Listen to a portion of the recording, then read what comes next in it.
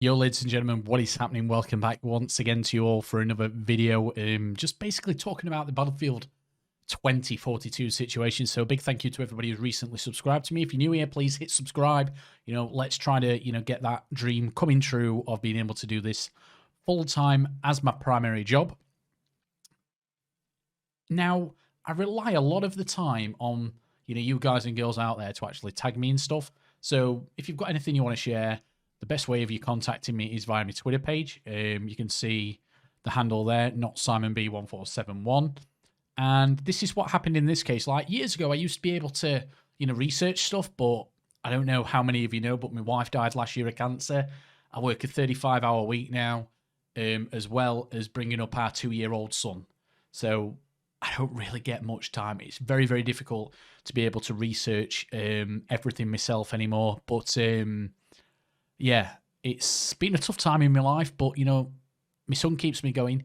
YouTube keeps me going because this is the only way I'm going to ever, in my life, make a substantial amount of money to live a half-decent life. I don't really need to be rich. I just want to be comfortable, you know what I mean? That's pretty much what everybody wants to be. So, yeah, I rely a lot of the time on people, passing me these stories, and that's what's happened this time.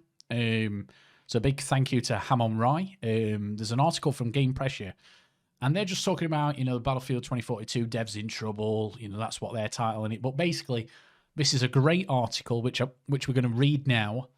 And it kind of explains the reason why we've got a game where, from my point of view, and I don't think this is really tinfoil hat. It just kind of makes sense.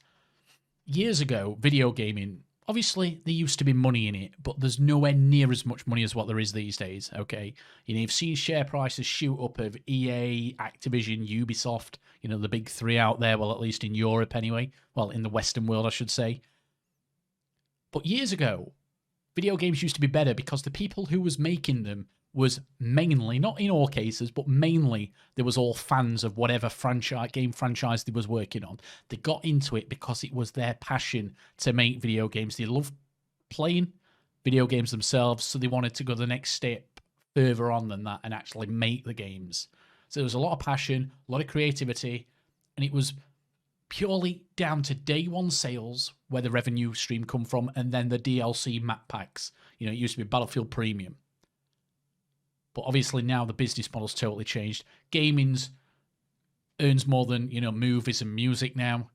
It's the premier form of money making in the entertainment history, gaming. It's overtook everything else.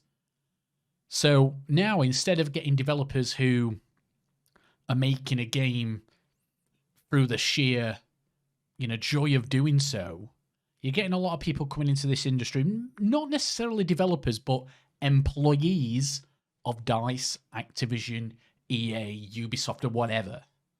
You've got employees coming into this, into these kind of like development studios, game studios, so DICE or whatever, or Sledgehammer, or whatever franchise. You're getting employees in, not creators, you're getting employees in, and they've got a totally different vision than what a creator would have. They've got a vision of making as much money as possible. They're business people. They're not creators where they want to make a great game. No, they're more bothered about making a great way of monetizing the game to make their employees as much money as possible. And that's kind of the major difference I've seen in gaming. And, pretty much every single video game comes out, they seem to have loads of added content, but we get less content on day one. We get more bugs on day one. Well, that's simple because they're trying to monetize the game. They're not actually trying to refine it to make it the best possible experience. They're not trying to make it as good for me or you or whoever's going to be playing the video game. They're trying to make it as good for their investors as possible. But years ago, yes, they've always wanted to make it good for their investors, but it wasn't as one-sided as it is now. And it's got to the point now where video games are getting released in a terrible state because that's what's happened to Battlefield 24. You've got hovercrafts what can go, vertically up buildings. You've not got any content in the main game. You've got 2 game modes on day one. And people are still defending it.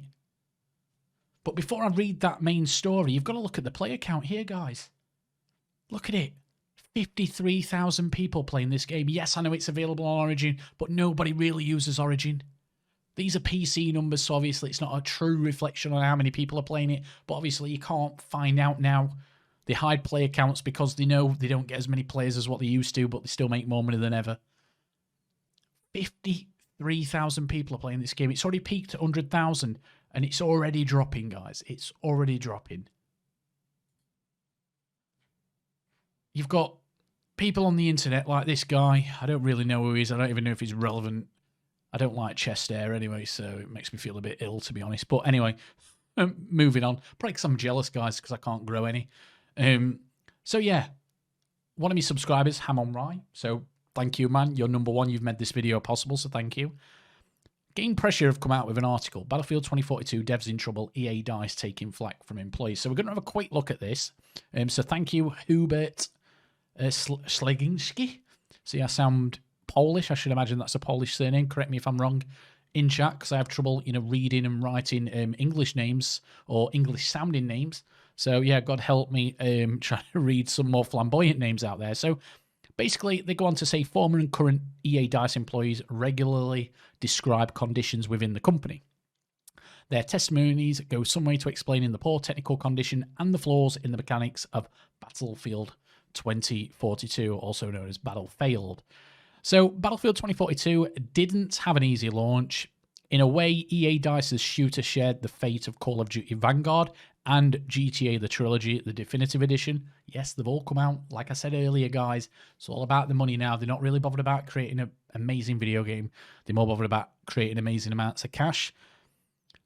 Meeting with harsh criticism from the players. What went wrong? If you were to find out, I refer you to our earlier message here, so I should imagine they've already wrote something down. But from here, we'll try to understand what happened by considering the testimonies of former and current employees of the development team published online over the last 2 years. So these aren't, things instantly, guys. Now, he goes on here to say there's a reason why I wrote employees and not creators. The people involved admit that they were, admit that what they've been doing over the past few years can be hardly called creation. The dev team's creativity was said to have been held back by the bosses who, having their own vision for the game and how the players would approach it. What's that say? That is pretty clear that they're making the game what they want to make. They're not making the game what the community wants. They're not making the game what I, myself, want and what you all want watching at home. So what hope have we got?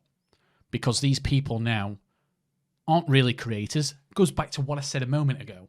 They're not creators. They're here to make as much money as possible. They're not fans of the franchise. Come on. If any real fans would have made Battlefield 2042, we would have had more weapons in the game. We would have had a better balance in the game. There would have been a better frame rate. There would have been a lot more pride in what they've done. Do you really think the old DICE team who made Battlefield 3 and 4 would make a bad video game like this? No. You've got to understand, a lot of the DICE team have left. We haven't really got many of the original DICE team left. And the ones we have got left, they will not have any creative vision anymore. They will be told what to do and they will do that, unfortunately. But this isn't just Battlefield. This is gaming in general. So a former DICE employee, Johan Grail. I've never heard of the guy before, so I'm just assuming that this is, legit. So, take this with a pinch of salt, a grain of sand, or whatever the word is. So he's wrote, and I'm assuming genders again, whoops. When I was at DICE and complained in a respectful manner in internal chats over obviously stupid design decisions in mainly Battlefield 1 domination, he asked if no designers actually play the game. I was quickly shut down with equally stupid arguments from lead designers. To clarify, the response I got was along the lines of, remember that the designer of that feature is in the Slack channel, and you might hurt his feelings by asking a question like that. Remember what I said, guys, a few videos ago about Sweden being the most woke country on the planet? It's kind of, something like that. I don't know what IIRC means. Head in the ground attitude was the only thing that drove me bonkers at DICE.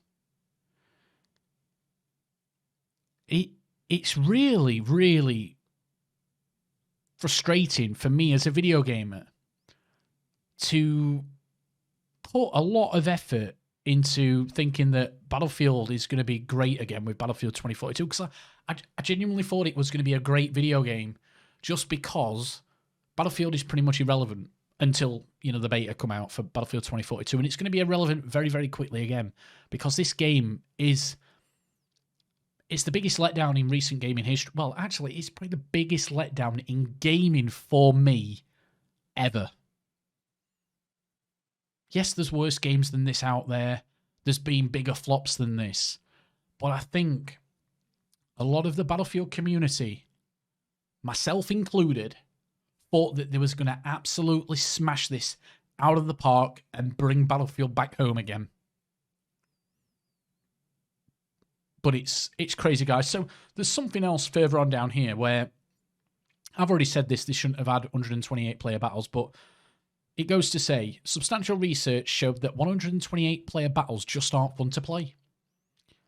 Why am I reading out like I'm reading my son a bedtime story? I don't know. I do apologise. A lot of people asked us about 64 versus 128 or 256 players. Technically, we can go up to 256. We've tried it. Said Patrick Soderland, who was the guy, yeah, you buy it or you don't. We don't really care. Battlefield 3 recently unveiled the gameplay. So back in Battlefield 3, they tested. And they're obviously back in Battlefield 3, you had a lot of people who actually, you know, played Battlefield making the game. So they understood the mechanics of the game. They understood what the community actually wanted better. And they went, yeah, it doesn't really work. 128 player, 32 versus 32 is the sweet spot. And it worked. But you've got vast areas of the map on 128 players, which is just empty. Like, putting objectives in Conquest and Breakaway on the roof of a building. There is no way that would happen if you actually had people who were making the game who were Battlefield fans. Maybe their hands are being tied by these employees who don't really care about video games. They just care about making money. But there's so much more to go on. Like, I've only paraphrased bits of this. If you want to go ahead and read this article yourself, I'm going to actually copy this link and I'm going to put it in the description to my YouTube video, because obviously go on here, support these type of websites because they need supporting. They don't get as much traffic as the shill websites where they'll give Call of Duty Vanguard 10 out of 10, they'll give Battlefield 9 out of 10. It's like you lose all credibility, you know, when you give them stupid scores. So yeah, thank you everybody for watching. And hopefully I'll have a video later on this week. So if you're new here, please hit that subscribe button, leave a like, share it with your friends, do whatever you want to do. But yeah, ultimately, guys, I'm here trying to make video games better and not my bank balance better like a lot of the shills do. Take it easy. Love you all. Bye-bye.